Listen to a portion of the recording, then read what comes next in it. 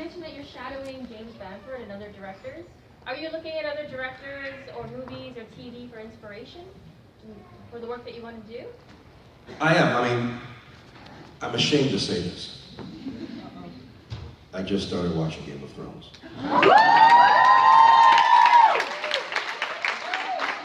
Why didn't someone tell me? Why didn't someone tell me? Yeah. I probably did. It's brilliant. House of Cards is what I was into, right? And I'm still into that. And it's just odd that, you know, the things I really like to watch are so unlike Arrow. And when I watch what directors are doing in the House of Cards, Game of Thrones, and those are really my two shows right now. It was Breaking Bad, it was Sons of Anarchy. I mean, all those things, shows that really moved me a lot. So yeah, some of the directors of Game of Thrones, nearly all the directors of House of Cards, those are the ones that have moved me recently. You right there. Yep. Two things. One, you mentioned health. This is the first time I've seen it. I just wanted to point out, I mean, you look huge. I don't know if you're training. In a good way, No, I didn't know if you were training for something outside of this, or if it's just maybe aero-based, but I mean, I'd never realized until I saw you upstairs just how big you really were. No, it's not. It is really for Arrow. What's funny about this, there's a little story I may have told you guys. In season 1, Steven was a monster. Like, really a monster. And not the character, I'm talking about like ripped. There were muscles in his earlobes. There were muscles. They were everywhere. And we did a photo shoot in Los Angeles. And everyone was there, and we were in a room with in a building with a lot of rooms. And they're all dressing rooms. So just imagine the dressing rooms are lined up, all the doors are open. So I'm in one, Steve's in one, Katie's in one, Will is in one. So everyone has a dressing room. So I'm walking down the hallway, all the doors are open. Steven sees me, I don't see Steven. And I just hear his voice say, "David!" "Yeah?" "Come here for a sec." So I go over. Steven's doing whatever he's doing, but he's doing it without a shirt. Getting coffee, whatever it is, like tying his shoes, whatever. I don't even know what he's doing because I'm just mesmerized. Right? And he's like, "Yeah, Jay, you know, whatever, like, you know, it's just, I'm really happy you're here. It's gonna be great. It's gonna be a great season." Like, he's not even paying attention to me, right? Just like muscles everywhere. And I'm just staring at him like, "I'm your bodyguard?" So, he says whatever he says, and just puts his feet on the floor, like, "All right, I'm done." And I'm like, "Okay." And I walk out, and I'm like, "Oh my God. I have to get into the gym." And I wasn't not in shape, but it was just, I was nothing even close to what he was. And I hit the gym so hard. So hard. And I knew what to do, because I have gotten big before and come back down. I gotten big before for other things. So I knew exactly how to take my body there. And once I did, it just kind of stuck this time. And we've been healthy competitors in terms of that, and helping each other and giving each other tips and all that stuff. So there's no particular thing, it's all Arrow. Well, I was wondering that, because earlier today, I don't know if you guys caught the Stephen Lamar panel, but he told us about the first time that he met you. Yeah. I want to know what your take is. Yeah, it was at the Sutton Hotel in Vancouver, where they keep a lot of actors that do pilots. And everyone kind of stays there. So when you go to the bar at the Sutton at any given time, you'll see like a whole slew of actors, right, that are doing pilots. So he was there with with Katie and some other folks were there at the time. And I sat at the bar. He was over in the seat. I didn't see him. So he came over to me and he said, "Hey, you're David." He just introduced himself. I said, "Yeah, I'm David." And we said a couple of words, and I stopped and I said, "How you doing?" He's like, "I'm good." I said, "How you really doing?" "I'm good, man, I'm good." And I was like, "Because all this hinges on you." Like, "No, I'm good. I'm good." I was really trying to get to it, right? Because there was a tremendous amount of pressure on Steve in the first season. And not just to do Arrow right? But we really were in the shadow of Smallville, you know, and everyone thought either, at best, it will be bad, you know. Everyone was expected to be terrible. At best, it'd be bad. So no one had any idea, except for David Nutter. David Nutter, who he's a director and directed a slew of pilots. I think he's directed like 23 pilots, 22 have gotten on air or something like.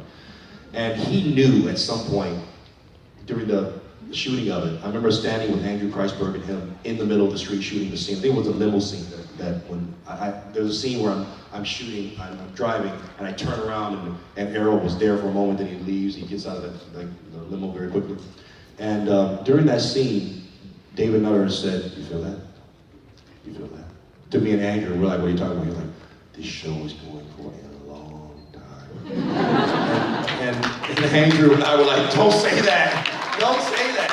He's like, no, it's going for a long time. So he had this thing where this mojo where he knew.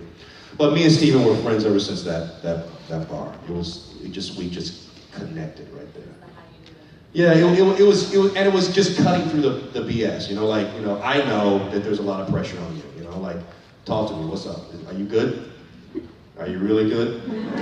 Because I don't have a job unless you're good.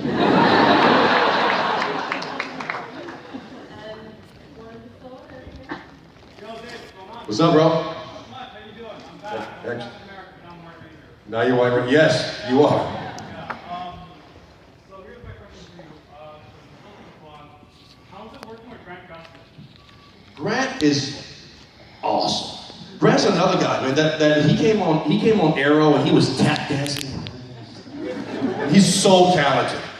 Like, he's super talented. And just took Flash someplace else. You know, just had the same type of moxie that Steven did, right? Just was able to carry a show, and people just take it for granted when they see people carrying shows like, you know, oh, Grant's awesome, Steven's awesome, but there is really something about these guys when they're able to just kind of take the mantle and run. Grant's gifted, and he's so pretty. Now, Flash has some problems. I got a problem with Barry Allen, personally. Okay. He took Sarah away, this whole Speed Force. I mean, he got some issues. But I really like what they're doing over there in terms of how they're writing Barry. Yeah, it should be. Oliver's full name is Oliver No. Barry's is Damn It Barry. Right there, you've been having your hand up for a while.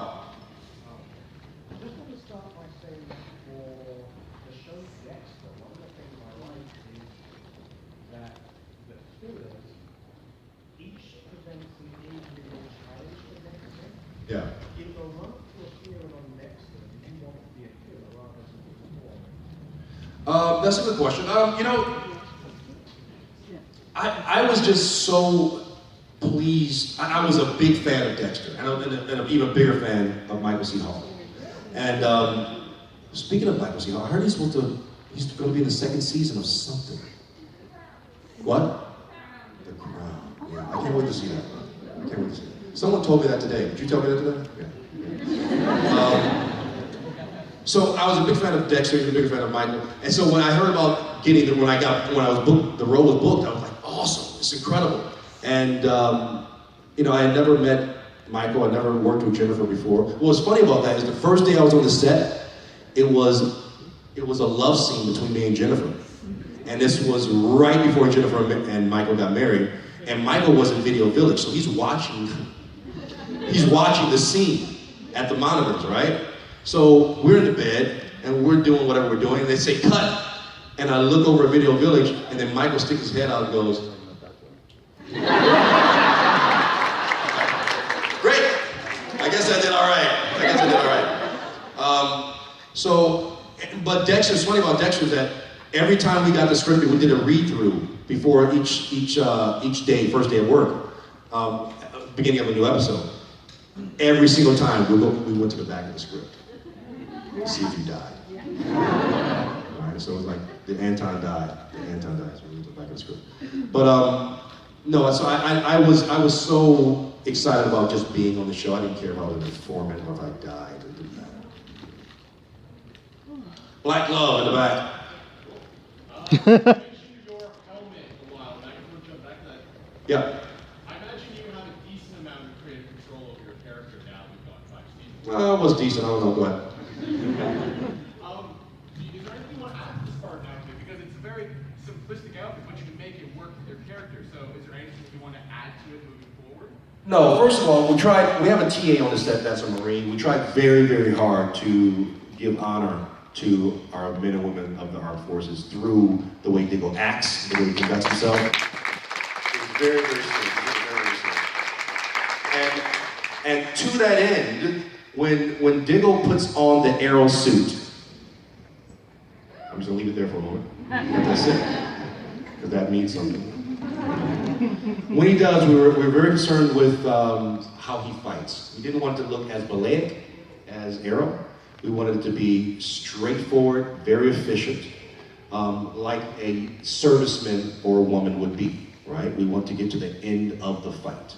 So that was very important with Bam, myself, and even in Diggle's regular fighting, whether he has the arrow suit or not, we didn't want it to look like the rest of the League of Assassin trained folks. So that reflects in the suit. He has Kevlar, and he has a belt and a gun, a smart gun, and a regular gun. So we didn't want it to be what Wild Dog was, with guns blazing everywhere. We wanted it to be like a serviceman, right? He's very specific.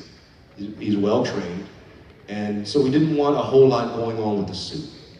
And so we wanted it to reflect his military roots. So I don't think I would add anything. Now, it's interesting that you bring up the suit, because I just had a fitting for a new suit. So there will be a change to Diggle's suit this season. But even in that, it will still reflect his military roots. So it won't get too wild and crazy. We won't see a whole lot of the big deep mask with Kevlar and armor everywhere. That's not Diggle. He's a U.S. serviceman, and we want to stay true to those roots. Okay, so we have time for 2 more questions. So, one over here. Yeah. You talk about Diggle changing a lot this season. Yes. Did you ever, or do you think that there's ever going to be a time where Diggle and Oliver actually like face off and like fight maybe, or Yeah. is a little bit of time where Diggle might turn to his dark part of his soul or something? Interesting you say that.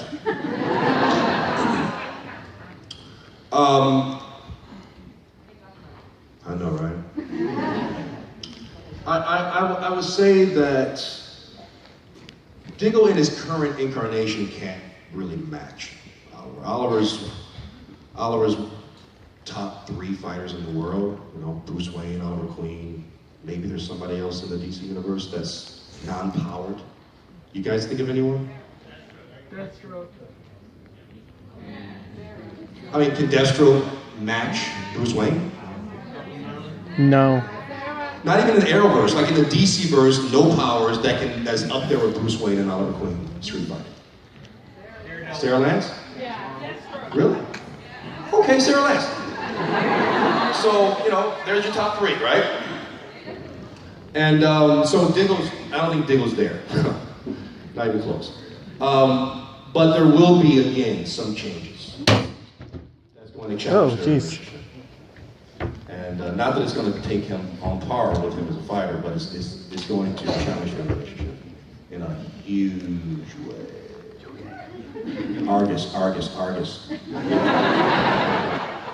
Argus is big, because we kind of play them down a little bit, but they're S.H.I.E.L.D. in our universe, and that's no small thing, they're very important to our universe. Yeah. Okay, last question. Man waving the phone over there. Thanks. Katie Cassidy apparently can't say Nandi Parbat because I'm And according to Tom Cavanaugh, Steven split his pants in the early days with the suit. Is there any line that you ever clubbed, or is there anything with the first suit or the coming suit in fitting that didn't quite work. Yes.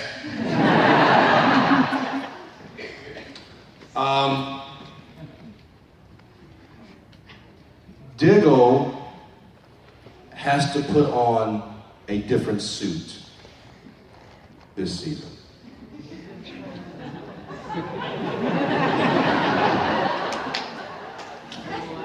I split it. I'll let you guys fill in the blanks. There you go. Well, that's fantastic. Guys, thank you a million times.